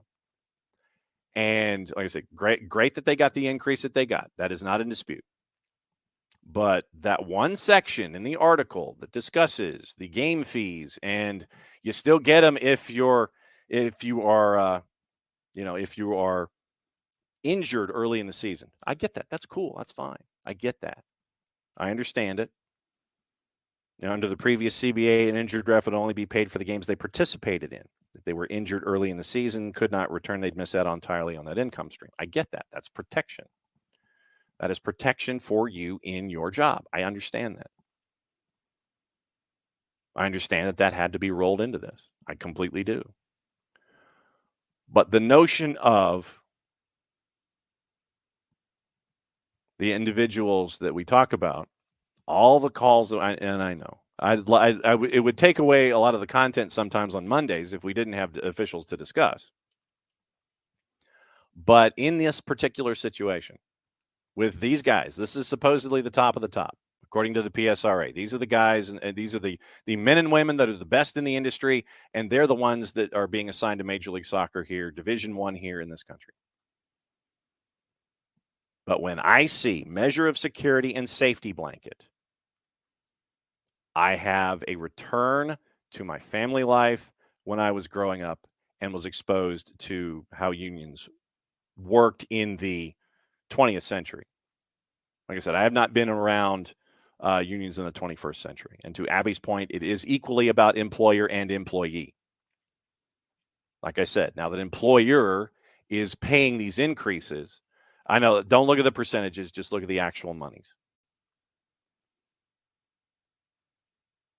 And Emilio with another question. With the increase, will Pro be more honest about their performances? I doubt it. When has, I'll phrase it this way. When had, and this is colored by my past, when has someone who is tied to their union membership and being a union member and are at the lower end of the Laffer curve of production, when have they been more honest about their output? As I've said, we need to be just as vigilant when it comes to who we're discussing now as we have been previously. And apparently, news out of Baltimore, and I know we've been watching that this morning too. Apparently, the freighter lost power just before it struck the Francis Scott Key Bridge. And 6 workers fixing potholes are still missing, according to officials. That's from our friends at the Washington Post. Obviously, our thoughts are with everybody up there in the Northeast this morning. But it's been a wild day. You know, you go into a day and you're sitting there thinking, okay, yeah, we'll talk about Gary Smith. We'll talk about Gary Smith, and we'll talk about what's up with him, and we will discuss what's going on in Nashville. They gave up 5 goals. Yeah, they gave up 5 goals. Are we concerned about Gary Smith? Who else are we concerned about? That kind of a thing.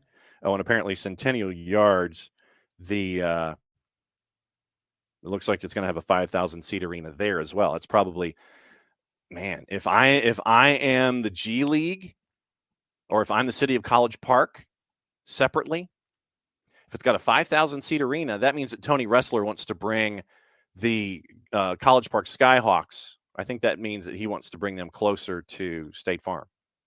And don't be surprised if you end up with G League NBA doubleheader days as part of the scheduling to keep people there at the new Centennial Yards project. So Tony Ressler had mentioned that as a part of his rolling through. Later today is going to be announced the She Believes Cup roster once again on the 6th of April. Doubleheader here, a doubleheader in Atlanta. Sorry, I'm not there this morning. Doubleheader Mercedes-Benz Stadium. Upper deck has been open. The 300 section now open. Trying to get more than 49,000 people into the building for this. And I anticipate a lot of walk-up for the doubleheader. But according to Doug Robertson of the AJC, the U.S. Women's National Team will train at the Children's Healthcare of Atlanta Training Ground next week ahead of She Believes Cup. So you've got that to look forward to. USsoccer.com/tickets. USsoccer.com/tickets for that. So fill the building up. Fill the building up. That is my humble request to all of you. We do have the announced schedule out. We do know where folks are traveling to for the upcoming week. in Major League Soccer. That got announced as well. Very, very busy day today here on the network, by the way. Later today, it is 6 and 8. It is River Ridge and Sequoia, and Jason and Maddie will be there for that. Tomorrow, I will have Forsyth Central in Denmark. I think that's a 6 and 8 as well.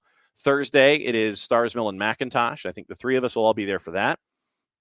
And on Friday, we go to the mountains, White County, Gilmer County. I think it's going to be me and Jason on that. Maddie has Kennesaw State. So Tuesday, Wednesday, Thursday, Friday, high school games of the week presented by our friends at Kaiser Permanente and at KP Georgia on the 280 character app. Kaiser Permanente, for all that is you. Thank you for being one of our presenting sponsors. Subaru of Gwinnett, Alliance Nurse Corps, Reaver by Hard Rock,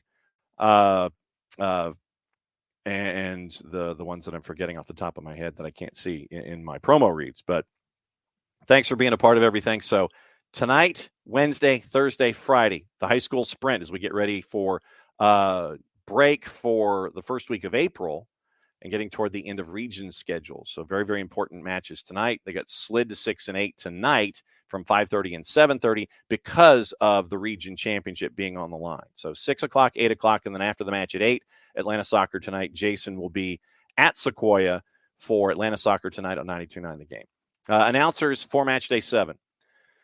Minnesota Philly, it is Steve Cangelosi, Lori Lindsay at 2 o'clock on Saturday. I'm guessing Danny Higginbotham has Premier League duty. So 4 o'clock, it is Rogo and Heath Pierce for LAFC in Colorado. 7:30s, Charlotte hosting FC Cincinnati, Tony Husband, Ross Smith. Eric Krakauer, Jalil Anibaba, Montreal at DC. Tyler Terrens and Kendra D. St. Aubin are in Fort Lauderdale for Messi and Friends in NYC. Neil Sika, Lloyd Sam are in Orlando for the Purple Team and Red Bulls. Callum and Kalen are in Toronto for Toronto and Sporting. 8:30, Rodolfo Landeros, Mariano Trujillo for Copa Tejas. Austin hosting FC Dallas at Q2. Nate McCady, Devin Kerr in Houston for San Jose and Houston. Jake and TT are in Nashville for Columbus and Nashville. 9:30, Max and Dunny are in RSL. It's a home game for Dunny as all caps goes to RSL. 10:30, Keith and Mo are in Los Angeles for Seattle and LAG. Joe Tollison is in the lineup this weekend with Paul Dolan at 10:30 for Portland and Vancouver. And Kanji and Danny are in Atlanta on Sunday for Chicago and Atlanta at 3:30 Eastern time. I think it's a 3:45 kick for that one on Easter Sunday. Looking forward to seeing everybody there as well for that. Still waiting to see if we can end up with I do not have any idea about tailgating for She Believes. Ropes is asking. So I would imagine that it might be the same, but we'll find out.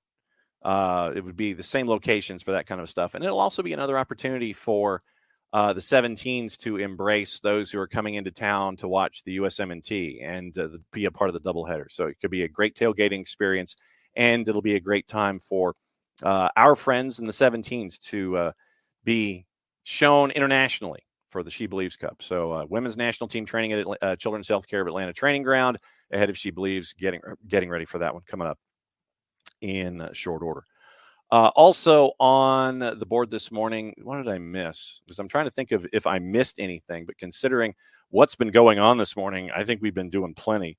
And once again, thanks for all of your patience, and the workshopping has been fantastic that we went through this morning. Like I said, we're efforting the mayor of Roswell. Hopefully we can have him on tomorrow at 10:30 to discuss what's going on. Press conference in Roswell today, 2 o'clock Eastern time, with Mayor Miller and with Justin Papadakis, Roswell resident, formerly Justin Papadakis, Deputy CEO Chief Realty Officer of the USL, to discuss what's going on up there in Roswell with the LOI and it going until Christmas Eve, but it can be renewed past that point. So we've got all of that.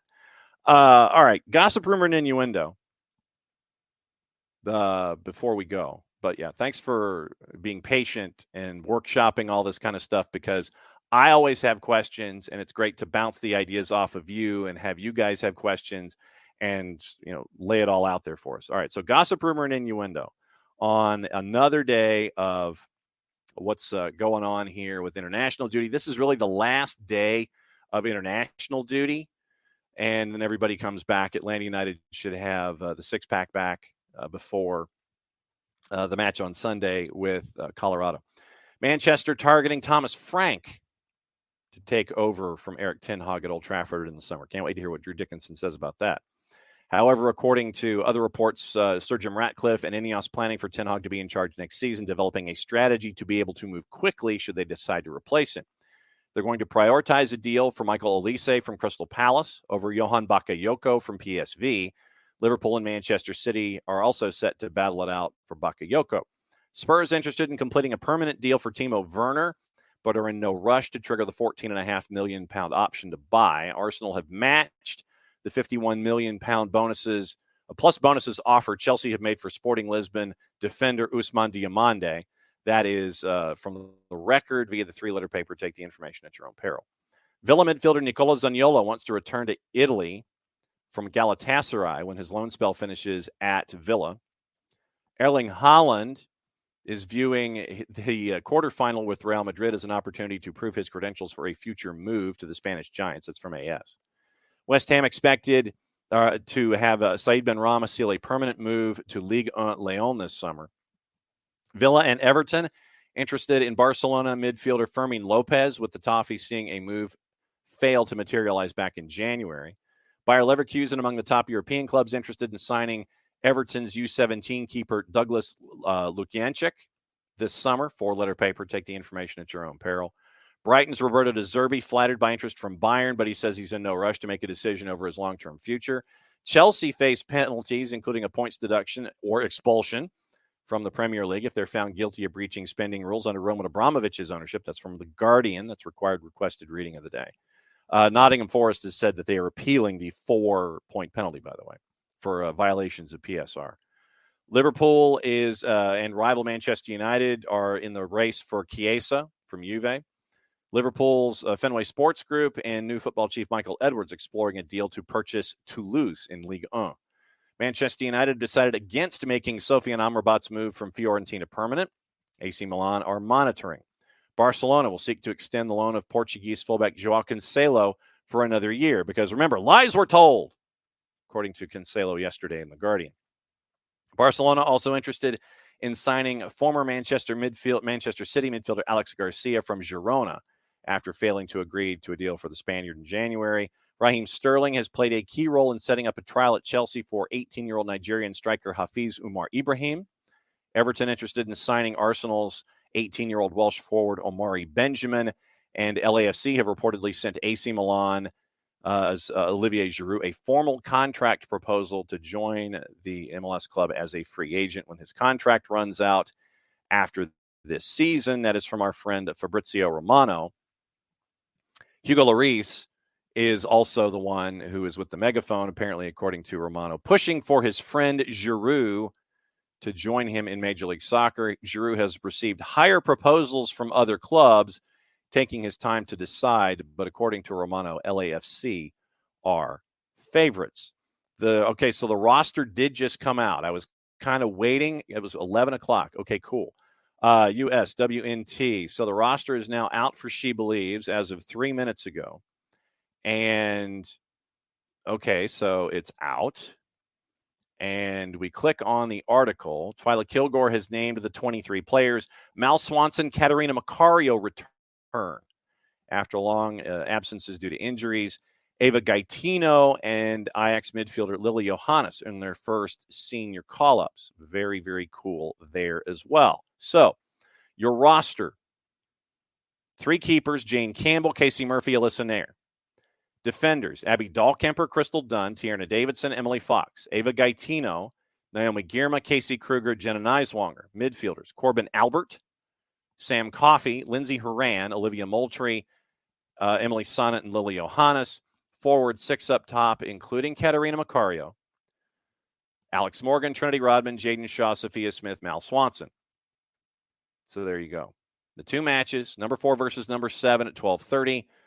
TNT Universo Max and Peacock. Brazil number 10 taking on Canada number 9 at 3:30. Then they travel to Columbus and have the final at the Death Star. The third place match is April 9th at 4. The final is at 7 o'clock on April the 9th. So that's your roster. That's out. and glad that we get to know who's coming and who's going to be training at the Children's Healthcare of Atlanta training ground. And so that would be a fun one as well. So what to watch, where to watch it before we bring in Maddie Cruz on the 1s and 2s before we go and drop in all of the other knowledge that we have. Like I said, Maddie and Jason, they have big matches tonight with River Ridge and Sequoia. It is at Sequoia, 6 and 8 with region titles on the line. So what to watch today? Argentina, Costa Rica, an international friendly on CBS Sports Network, 10 o'clock. FS2, friendly, Germany and the Netherlands at 2:45. Fox Soccer Plus, relegation playoff in UEFA Nations League. Lithuania, Gibraltar for you hardcores. France and Chile in a friendly at 3 o'clock. Fox Deportes, friendlies, 2:30, Colombia, Romania. 8 o'clock, El Salvador, Honduras. 10 o'clock, Argentina, Costa Rica. The Euro 2024 playoffs. Keep an eye on the one at 1 o'clock on VIX involving Yorgos Yakimakis. Georgia and Greece at 1 o'clock. If only Saba was there. Ukraine and Iceland at 3:45. Wales and Poland at 3:45. So that's what to watch and where to watch it. Maddie Cruz on the 1s and 2s. We bring Maddie in one final time before we say goodbye. What's on your mind before we go? Oh, so many emails. I had to send so many emails. Oh. I've been sitting over here just like typing away, and it's been a fun morning. Yeah, it's gonna be fun today. I'm excited for River Ridge to be at Sequoia. River Ridge, is, I believe, they're number 2 in the nation. They might be number 3, actually. I don't know. Number 1 or number 2. They're number 1 or number 2 in the nation, and then they're also number 1 in the state of Georgia. I'm excited to see that matchup. I think it's going to be a lot of fun. Going to be interesting to see how they do on the road, especially at Sequoia. Because of just the stakes of the region matchup, I'm excited. It's going to be fun. Yeah, looking forward to the call with you two to 6 and 8, and then after that at 8 o'clock. After that at 10 o'clock, there's going to be some programming gymnastics with you and Jason and AST, and Jason doing Atlanta Soccer tonight at Sequoia at 10 o'clock. So it's going to be fun to hear you two for matches that really mean a whole lot. So River Ridge Sequoia is today, 6 and 8.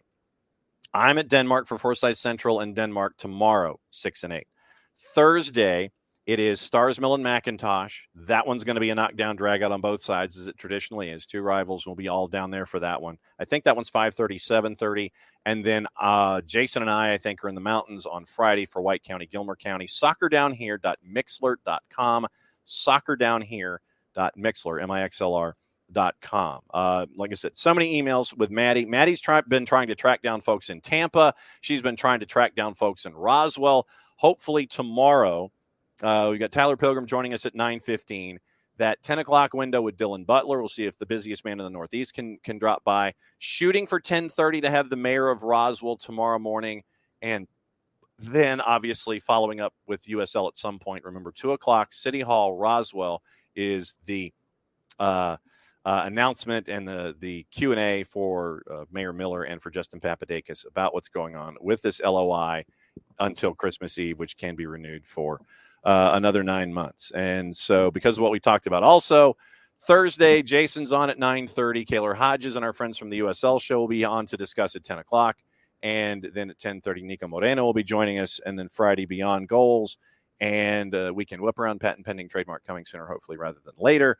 Abby, once again, before we go, has 2 tickets for She Believes for cost for anyone that wants to purchase. So busy show. We had to go through a lot of economics. We talked about the new agreement with the PSRA and PRO. So a lot of stuff to talk about. Maddie, since you are here and since you have been banging on a keyboard trying to get folks to answer your emails and your phone calls, since it's the end of the show, you go ahead. Unless I hit the wrong button as I'm trying to scale up here in a hotel room. So go ahead and send us home and let us know what's on your mind. Absolutely. It's going to be a lot of fun. Excited for Roswell to maybe possibly have a little soccer club of its own. It's a lot of fun, and I love soccer. But yeah, this is the end of the show, and that means John gets to do this.